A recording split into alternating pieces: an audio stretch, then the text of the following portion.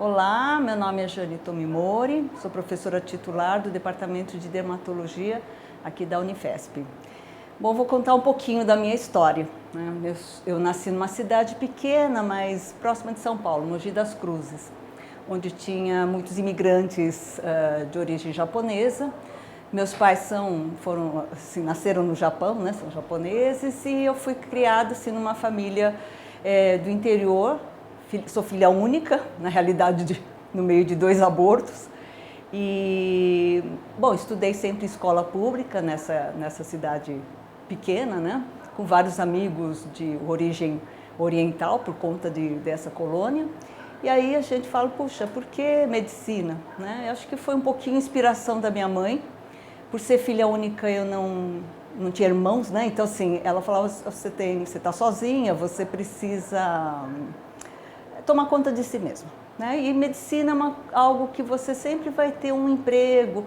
E olha que ela falou a verdade. Mesmo hoje a gente vê assim, se uma pessoa perde o emprego inteiro. Um médico pode dar um plantão aqui, mesmo numa periferia, e consegue sim, sobreviver, né? Então hoje eu acho que ela tinha razão. E assim, meus primos também, a maioria, quer dizer, a família, os tios, meus pais não eram estudados, né? Principalmente por conta da guerra. Mas os meus primos todos, a maioria foi para medicina, né? Então, assim, aí eu falei, bom, então eu vou fazer medicina, então vamos prestar medicina. E na época, foi em 78 que eu prestei a FUVEST, então tinha 3 opções, né? A USP aqui de São Paulo, a Escola Paulista e a USP Ribeirão. Era mais ou menos nessa ordem que as pessoas colocavam suas opções de preferência, né?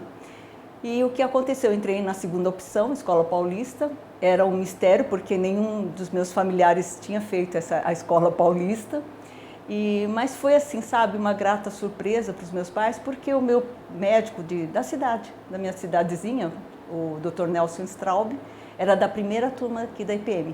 Então, assim, foi assim, muito legal, né? Assim, a minha mãe veio chorando, falando, nossa, a escola do Dr. Nelson. E assim, desse jeito que eu fui acolhida aqui na Escola Paulista. Em relação à graduação, de 78 até 83, né, que fiquei 6 anos aqui na graduação, eu não sou muito esportista, então assim, eu não era de atlética, né? Para mim, eu sempre falei, a bola tinha que ser quadrada, porque redonda escapa da minha mão, então não dá certo, o esporte não era o meu forte. Mas eu era obrigada a fazer educação física, né? Vamos chamar de educação física na metade do curso. Ou seja, se o curso é 6 anos, a gente era obrigada a fazer 3 anos de educação física. Então eu fiz ginástica, porque era a única coisa que não tinha bola. E assim, era muito de bireme. Então assim, na bireme a gente falava, na bireme a gente fofocava, a gente estudava, a gente chorava porque foi mal na prova, paquerava, fazia tudo na bireme. Então era aquela rata de biblioteca. Por que especialidade dermato?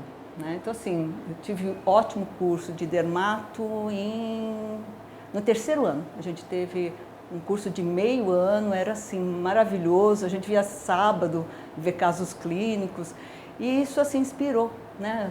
Dermato é algo interessante porque está na pele, não é muito invasivo, apesar de ser invasivo, a gente faz biópsia com muita frequência. E eu, assim, gostei muito da especialidade, do curso, e acabei optando por dermato. Aí a minha mãe falou, mas dermato? Hanseníase? Lepra? Eu falei, bom, não é tudo isso, né? Dermato tem outras coisas. Bom, para surpresa, eu fui fazer hanseníase, né? Mas tudo bem, fui perdoada depois, expliquei. Né? E hoje, assim, hoje eu não trabalho com hanseníase, mas assim, foi objeto do meu mestrado, doutorado, pós-doutorado, livre docência, foi tudo em hanseníase. Ainda gosto muito, né, de hanseníase, e acho que assim, algo que a gente tem que sempre trabalhar por conta desses estigmas. Né? Hoje o estigma melhorou muito, mas assim, ainda existe. E aí fui fazer então a residência na dermatologia. Na época, o ingresso era pelo DEMED, né, pelo Departamento de Medicina. Eu tive que passar o meu R1 como um cardiologista ou nefrologista, eu tinha que passar no geral, tinha que dar o mesmo número de plantões, no R2 também o mesmo número de plantões, e R3, 15 dias no pronto-socorro. Eu falava, o que uma dermatologista está fazendo 15 dias no pronto-socorro? Mas era o esquema e a gente entrou por essa residência. Aí fui eu e a Karime Marques Assum, né, que é amiga até hoje, nós duas fomos como residentes da Dermato. Tinha 2 vagas de residência e 4 de estágio. E aí foram 2 anos, né, efetivamente na Dermato. E aí eu falei, bom, quero fazer pós-graduação, e a gente começou assim a desenvolver algum trabalho. Foi uma oportunidade de trabalhar no posto de saúde, então tinha muitos alunos no posto, então foi muito bacana ter alguns alunos que já são médicos até renomados, falam, puxa, eu lembro de você no posto de saúde, né, que ensinava hanseníase na parte prática. E aí, de lá, coletei todo o meu material, né, para o mestrado. Eu queria fazer em sorologia da hanseníase, não tinha ninguém que trabalhasse com isso aqui no Brasil. Aí fui procurar na França, né, e acabei parando lá no Instituto Pasteur, né, no serviço do professor Hugo Davi, que era um português de origem, mas moçambicano de nascimento, e ele fez todo o trajeto dele em Portugal, Estados Unidos, e foi chamado para chefiar a unidade de micobactérias no Instituto Pasteur. E lá eu consegui, então, um estágio e consegui trabalhar os soros que eu levei daqui do Brasil dos pacientes em sorologia de hanseníase. Algo que estava começando no momento, tive que trabalhar também um pouquinho com tuberculose, porque era a linha de pesquisa dessa unidade do Instituto Pasteur. E depois isso acabou se transformando no meu mestrado, aí fui para o doutorado. O doutorado, já o professor Hugo Davi já não estava mais no Instituto Pasteur, fui para o Hospital Saint-Louis, né, também em Paris. E lá eu acabei trabalhando então com imunocomplexos circulantes em hanseníase, e foi assim uma experiência muito boa, né? Eu acabei trabalhando na realidade, na prática, num hospital mais periférico, mas eu estava assim regularmente matriculada com uma bolsa de doutorado sanduíche no Hospital Saint-Louis. E lá eu consegui preparar também o que a gente chama de memoir, que é uma espécie de dissertação, para conseguir um título que eles concedem, que é o título de assistente estrangeiro na Universidade de Paris. E assim, quer dizer, essa oportunidade, tudo, a gente fala, é a Escola Paulista. Quer dizer, não é Jane, é a Escola Paulista que deu toda a oportunidade de a gente poder assim, ter essa experiência, de poder fazer amigos, conhecer pessoas que, assim, a gente fala, nossa, a gente conhece pessoas que é autor de livro, autor de vários trabalhos científicos, né? Então, assim, é muito bacana.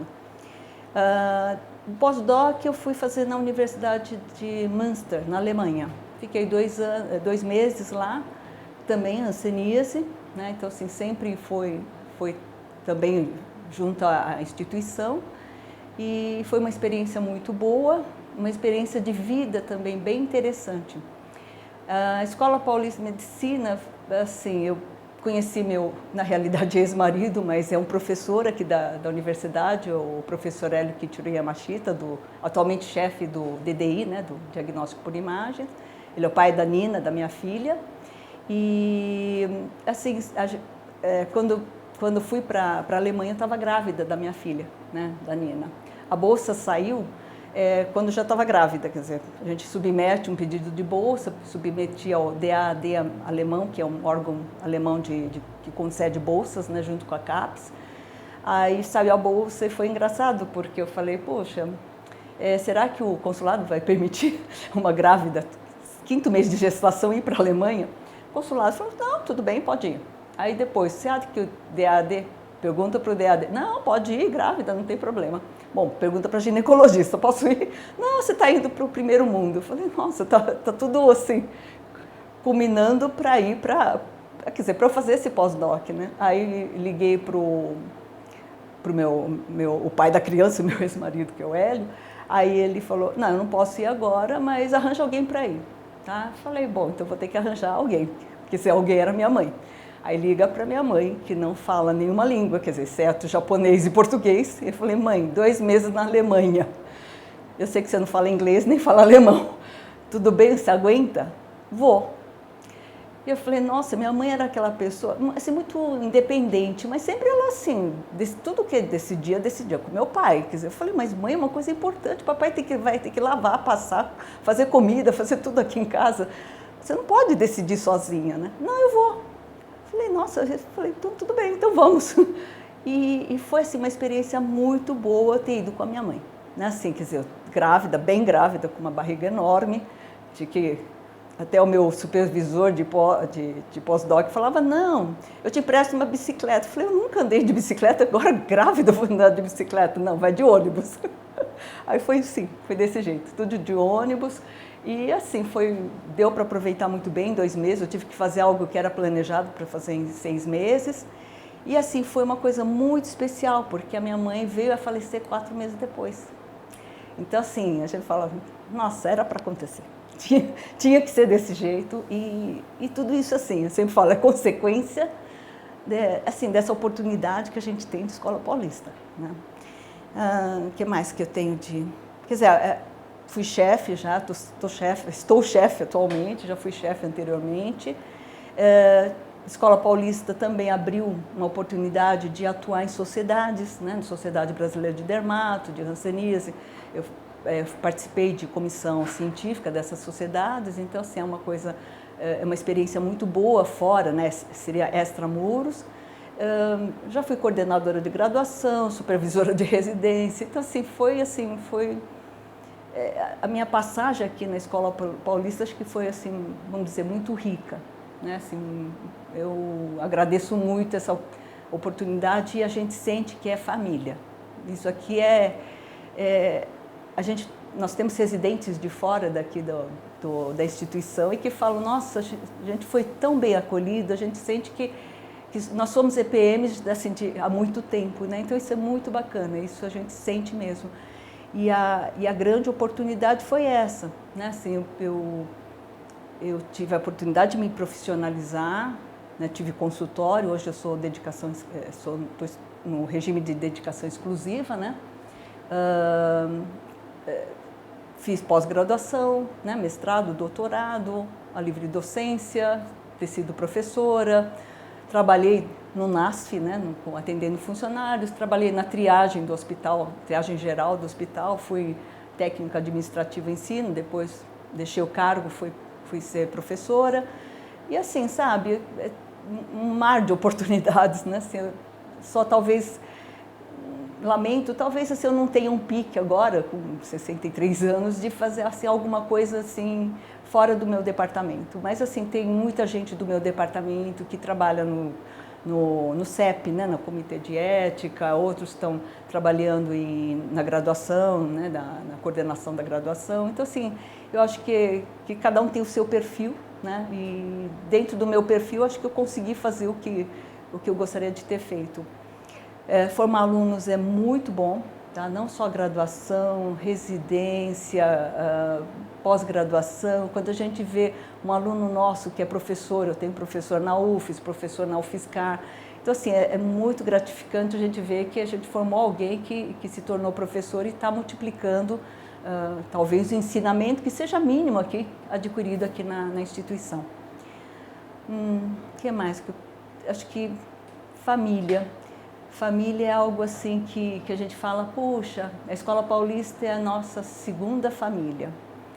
Eu acho que assim, eu diria que segunda família, no meu caso, temporalmente falando, não é a segunda família de importância, porque acho que a primeira família que forma a gente são os pais. Né? Então, assim, essa minha vida em Mogi, uma cidadezinha de interior, toda aquela formação até os 18 anos, é uma formação de família, todo o costume um pouquinho japonês, mesclado com uma cultura católica, porque a família do meu pai já era católica desde o Japão. Então, assim, tem toda uma mescla, e isso, assim, constrói um indivíduo. Agora, a escola foi a minha segunda família em outro sentido também, porque, quer dizer, conheci o pai da minha filha, que foi o meu ex-marido, conheci tive a minha filha, formei a minha carreira, meu consultório sempre foi perto aqui da escola, eu sempre morei perto da escola. Então, assim, quer dizer, a escola realmente constituiu a minha família. E isso é, assim, muito bacana. E, assim, eu vi toda uma transformação da escola. Quer dizer, da escolinha da Vila Mariana, ela se transformou em universidade, né? E aquela escolinha da Vila Mariana, aquele departamento daquela escolinha se transformou, que era uma disciplina, se transformou em departamento. Hoje a gente conta com 2 disciplinas, com 8 professores, 8 técnicos administrativos em ensino.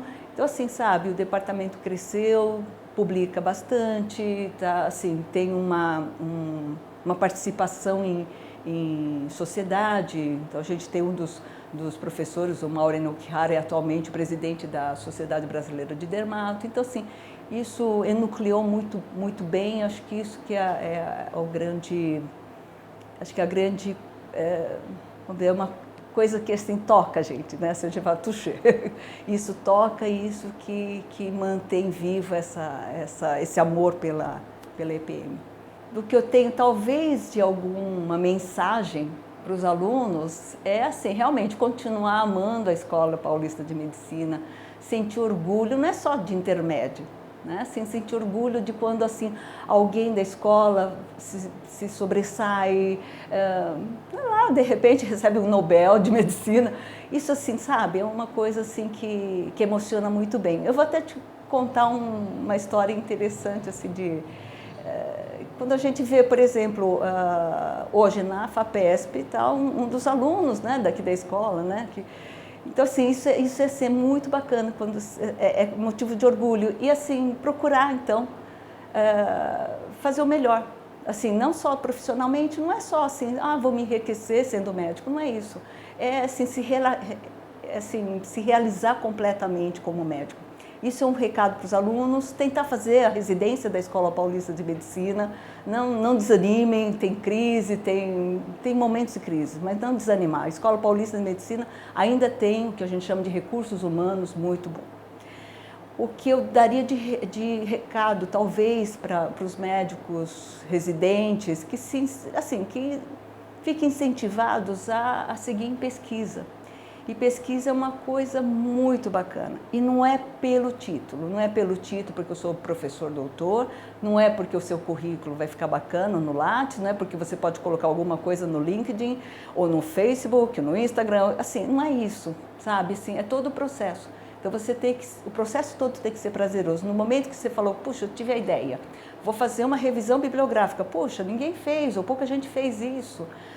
Vou agora pedir o comitê de ética, né, a aprovação, demora, tal, mas consegui, opa, que legal, consegui um grant, consegui uma verba para conseguir concretizar isso.